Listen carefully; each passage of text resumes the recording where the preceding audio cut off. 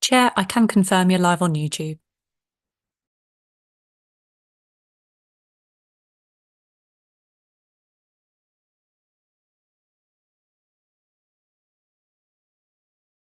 Democratic Services Officer will now conduct a roll call to check who is present at the meeting. When she calls out your name, please switch your microphone on and confirm your attendance by answering present. Thank you, Kathy. Councillor Barcham, no. Councillor Bone is on Zoom. Councillor Collett? Present. Councillor Colwell? Present.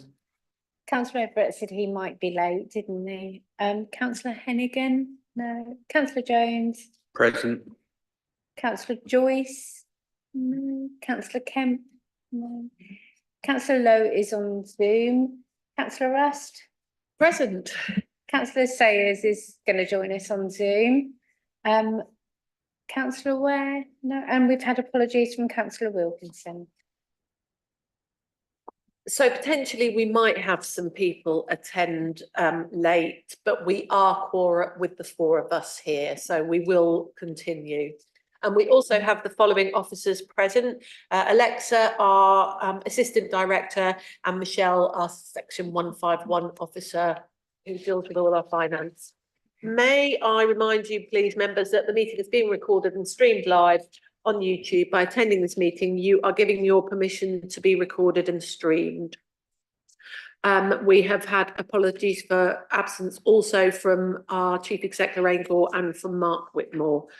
So item number 2, do we have any declarations of interest?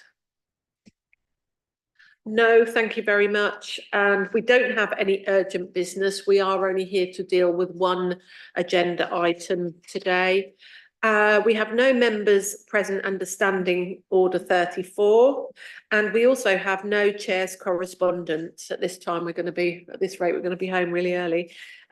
So the main item on the agenda is a consideration of draft terms of reference for our Kings Lynn Area Committee. I take it you've all had an opportunity to read it. Councillor Colwell had his hand up pretty quickly, so. I was just going to make an order. Do we need to appoint a vice chair for today, or? I'm expecting Councillor Everett. He has said that he would be late. I mean, if you... Yeah, given the enormity of what we're going to be discussing tonight and the excitement that we have expressed as councillors, I'm just wondering, Chair, whether or not you believe it might be appropriate if we were to pause just for maybe 15 minutes, just to see if any other councillors are able to get. I am aware that the car conditions and the traffic outside is pretty tricky, and if other members felt comfortable with that, I don't think it would be keeping officers here too much later. Hopefully, we have a quite light agenda. Are the rest of you happy with that? Yes, but can we not, if we come off live stream, we've got to stay on live stream. If we go off live stream, we'll have lost it. Lauren can put Lauren, you can put a recess. Yeah, that's the word. Thank you. Okay, I'm in agreement with that. Lauren, would you be able to put the holding message on YouTube for us, please, so that any public watching will know that we have gone, but we will be back. Yes, sorry, just to confirm, would you like that on now? Yes, please, Lauren. The intention is to recess for 15 minutes. Yeah, we'll just go for 15. Okay. Thank you. Bear with me one moment and I'll just pop that up.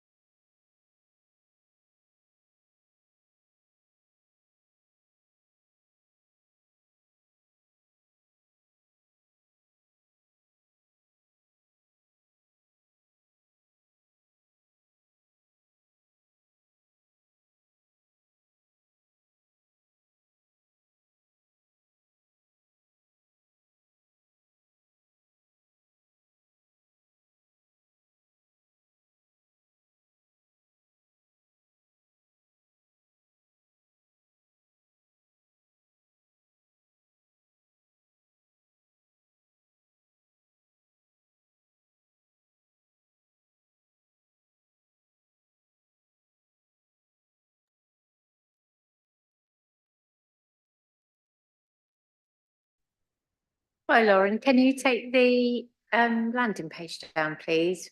We're going to start again. Thanks, that's brilliant.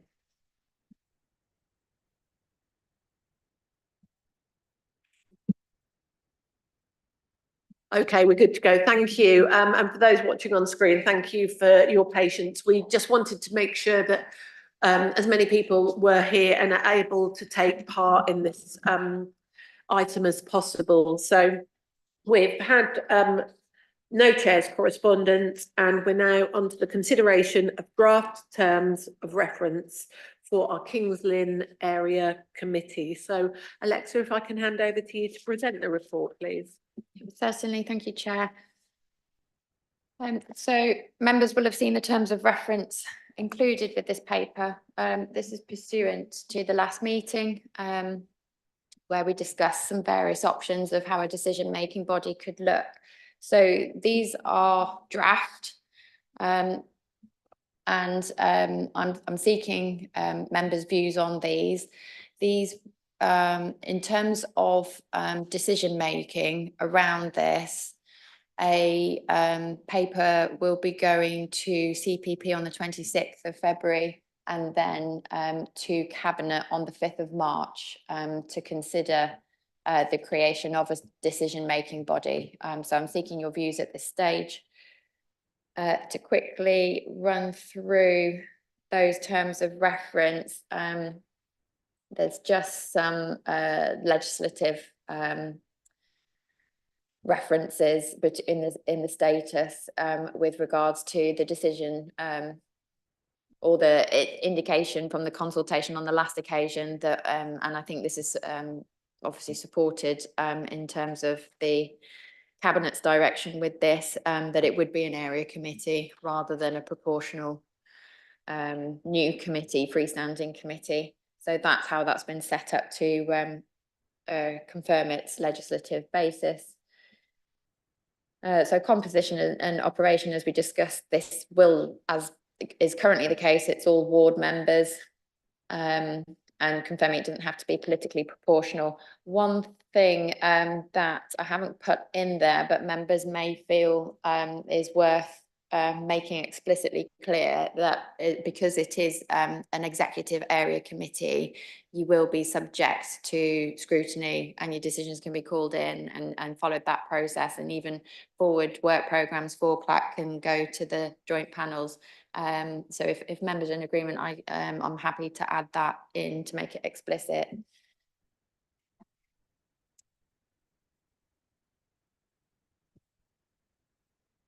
To be honest, clauses 4 and 5 are the chunky meaty stuff. So section 4, it's the functions. 4.1 being one of the primary ones to just how I've drafted it at the moment is to say determine the spend of reserves.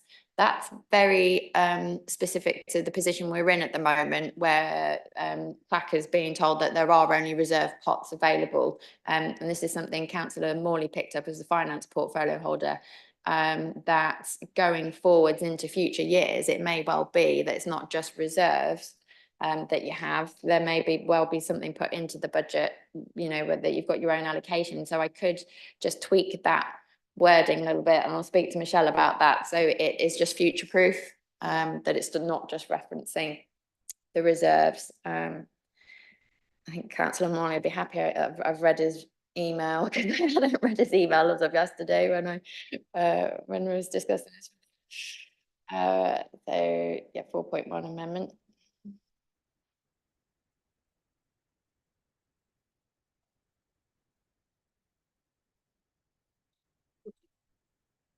I think that covers us on all bases. That allocation of, yeah, the spend of allocated reserves. Apologies. So again, on 4.2, this again is going to be one of your sort of core decision-making functions, which you don't necessarily do at the moment, is the authorisation of submission of applications for funding for the area, which is obviously the whole unparished area. this reference to approved resource, just to explain this, and there's a definition above that it's officer resource approved by the chief executive of the council. This is just to put a bit of a check and balance in place that as a council, we're not able to provide CLAC with unlimited officer resource. If you're sort of saying, right, there's 20 applications we want to put in after every meeting, there will need to be some proportionate measure of what we can allocate. But I think to keep that very wide and the discretion available, we'll just, that the way it's worded is that it will just be subject to whatever the chief exec says as head of paid service. Does that mean, so obviously if that clause before where you said we're subject to call-in, so these decisions in this clause that you're just talking about, are they subject to call-in from whoever? Yep, so if an item were to come up on CLAC's agenda with regard to applications for SIL funding, for example, and CLAC were to determine that it wanted to ask for, and you would have had the advice from the chief executive in advance, you want to put 2 SIL applications in relation to the area, that decision in itself could be called in to CPP.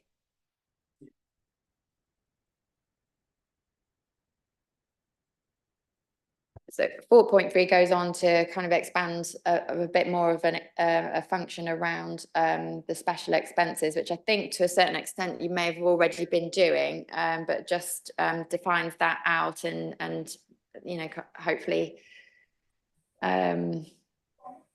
provides that clarity that that would also be done in accordance with the points-based criteria, so that there's just to import that fairness of the decision making. 4.4, I will, I've put, oh no, that's, yeah, that's what's in your terms of reference anyway. That's already what you were doing. On 4.5, I need to change that to financial year, shouldn't be for municipal year. And then the rest of the functions really do cover what was already in your terms of reference. So it really is that 4.1, 4.2 and 4.3. Those will be sort of your primary decision-making powers that you didn't necessarily have before. So we discussed on the last occasion, do we just put it into the terms of reference that you decide on a case-by-case basis in terms of project allocations and resource allocation for putting funding bids in, and also on the allocation of surplus special expenses. I think we decided we'll go with the most detailed option and put that in, and that if it's CLAC's view that that's just going overboard, and actually we could just do something really simple and just keep it wide and say it will be a case-by-case basis. And I, you know, if that is your decision, I can take that away and consult with the portfolio holder in terms of what would then go forwards into the cabinet report. So what you see before you is that detailed project points-based evaluation criteria, fairly standard.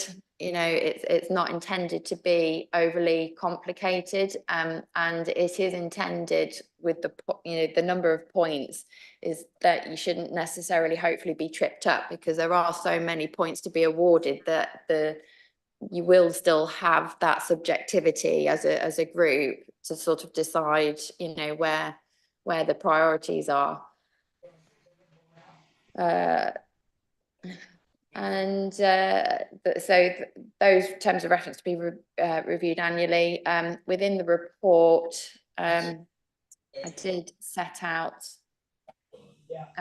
just the, there are a few other matters that were picked up at the last meeting. I have, based on the discussions at the last meeting, I have taken the liberty of provisionally naming the body as Kings Lynn Area Consultative Committee. But that is still a matter up for consideration based on the decisions of the last meeting. I think at the last meeting you were also discussing what the frequency should be and increasing that frequency. There was also reference to a suitable budget to be identified. Now, certainly for this financial year, it is just what's been in the cabinet reports already, or the reports to you already, which will be those 2 reserve pots, and then whatever you can get out of surplus expenses. But as I've touched on, we'll want to make it future-proof in terms of whether in the future there is a specific allocation for you within the budget with a sort of CLAC budget. I think that wraps up as the presentation, as it were. I will contribute first, and it's Councillor Bone, then Councillor Colwell. If I can just remind us, at the last session, I felt that it would be really useful, because we're new to decision making, if we had a more flexible scheme. But Councillor Bone correctly pointed out that there are benefits to having a more structured allocation of funding. We've had a few emails back and forth just this week about the loose funding application that I put in. And for me, it does reinforce that Councillor Bone, I felt you were correct in what you suggested. I would just let you know that the Cabinet Minister for Finance thought that we should have a looser and more flexible scheme to begin with. So nothing's off the table yet. And if you want to make a case for something looser, you know, that's for us to discuss. If there are other criteria you think should be added, that's also up to us. So nothing's signed in blood yet. But of course, we do want to get this, make sure this goes to Cabinet as soon as possible, you know, for when it's scheduled, because we don't want to delay this decision any further. Councillor Bone, you've got your hand up, and then Councillor Colwell. Thank you. Thank you, Chair. My thoughts with regards to when it comes to SIL applications, any SIL application would have to go to the SIL spending panel anyway, so it would receive scrutiny there. So I don't see where that would be needed to be called in, because that would be just part of the process, and it's the SIL spending panel that actually determines if we've hit the criteria for SIL funding. What was the other point I was going to raise? I quite like, obviously, yeah, with the need for frequent meetings are going to be involved. I need to go back to the agenda. What was the other? So yeah, I appreciate obviously SIL was set up with some form of rigid budget, but I can see from the debate earlier on the week through email that it's getting a bit misconceived to what we actually was originally putting forward. I do like the fact that will be under scrutiny. I think it's really important that all aspects of the council's functions gets looked at and discussed amongst the panels, especially if we're proposing big changes. But I should imagine a lot of the projects that we'll be putting forward will be smaller based projects to the benefit of the wards to do that. So in all, I'm quite happy with what has been put forward, and thank you, Alexa, for drafting this up for us. Thank you. Councillor Colwell, and then Councillor Hennigan. Thank you, Councillor Bone. Thank you, Chair. Yes, a couple of questions. First of all, 3.6 in relation to meeting no less than 4 times a year, which I understand. Is there an expectation that we will continue, however, to meet every 6 weeks? I guess that's my first of 3 questions for us to consider. The second was in relation to, do we need to include anything within these terms of reference to include an expectation or under agreement by councillors to ensure that there is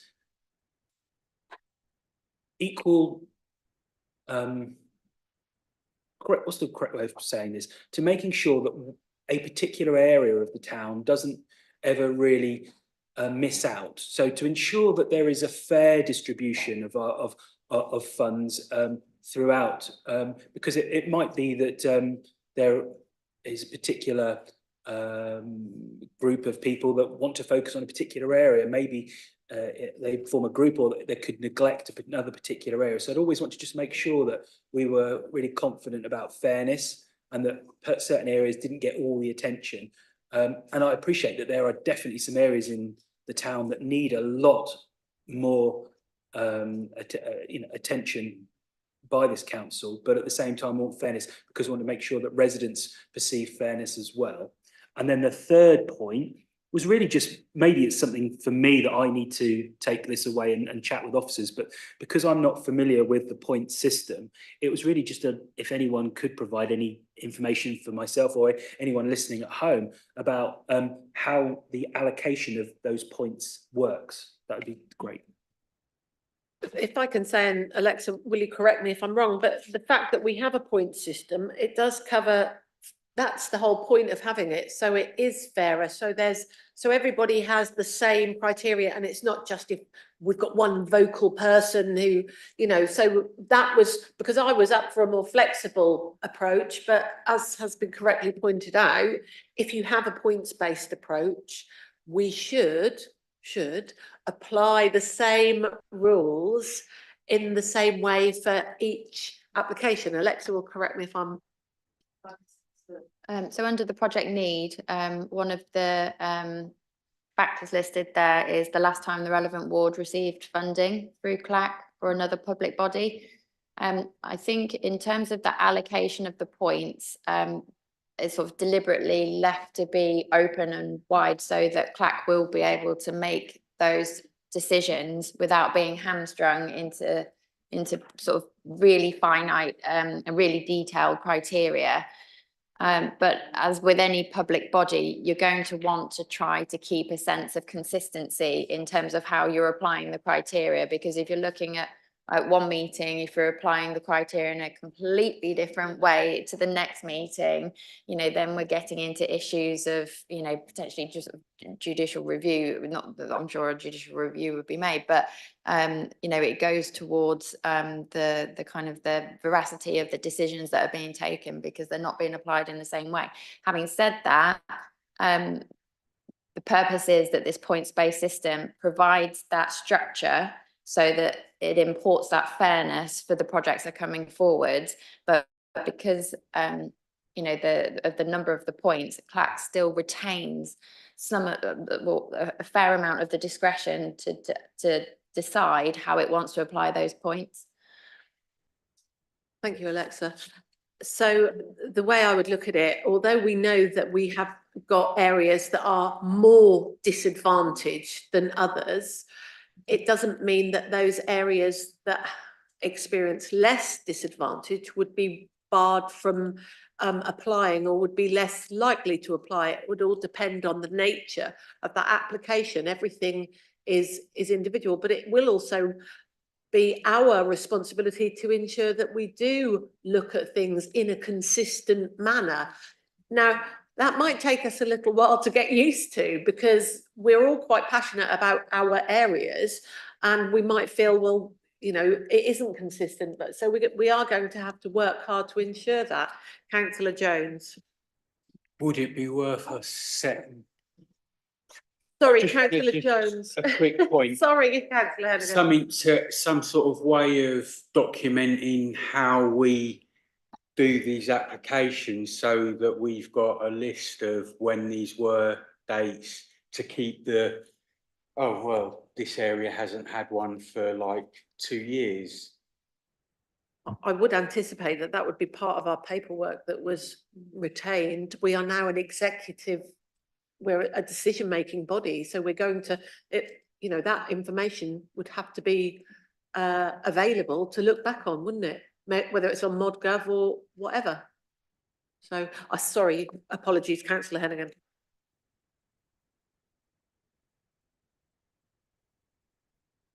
Right. Get yourself a working one. It's actually just picking up what Rob said, which I don't think did get addressed. It's about the frequency of meeting. We do sort of, I think, need to maybe try and agree that. Because I don't think 4 times a year is probably going to be enough, is it? So, I mean, you say it's every 6 weeks, but when you maybe don't want one popping up in the middle of August or one in the end of December. So I'm guessing it'd be sort of along the lines of council, when council meets, that sort of cycle. I don't think there's anything wrong with keeping it as it is currently, which is every 6 weeks, and we've managed to avoid important dates. Right, okay. It's only 4 times a year at the moment. sometimes it feels a lot more than that. Yeah. Yeah, so it is currently quarterly as far as I know, so. The other thing is about the quorum. What sort of, I don't actually know what the membership, I know I see that's 4. I don't know what the membership of CLAC is how many councillors are on it? 14, okay. We would have been quorate this evening, even, you know, without you coming, but we wanted more to come, so, you know, it was good. Yeah. But yeah, and apologies, it just seemed to me like we had far more meetings than 4 a year. Yeah, we have, yes, yeah. But I think it's entirely appropriate that we follow the same sort of meeting schedule as the other panels that are open for scrutiny. And we don't necessarily want to leave it as long between our meetings. Now we're going to be decision making. Councillor Jones. I think that would help with agendas as well if we kept a 6-week schedule, because then we don't have like agendas that are 4 hours long or something to get through. So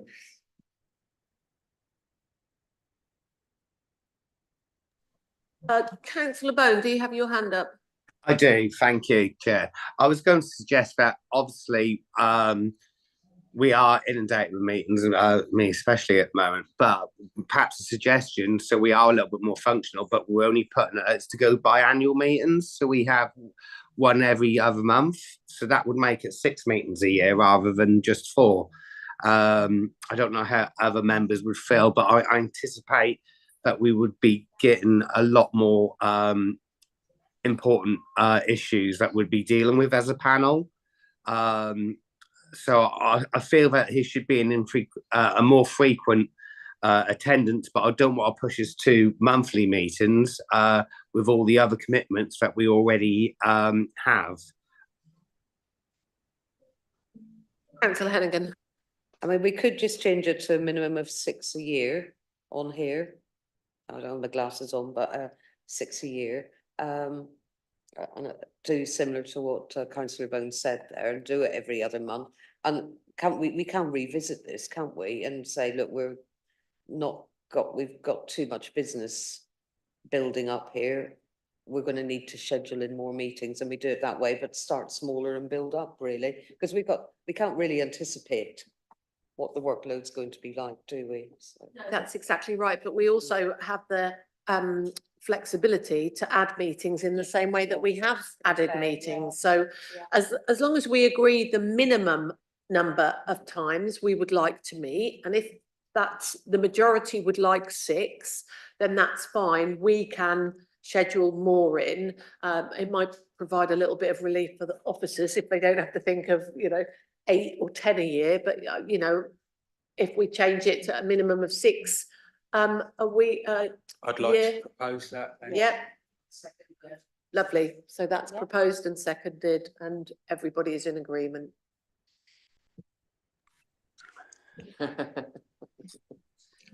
Fran, do you only get 1 vote? Okay, go away, Louis. You haven't got another vote.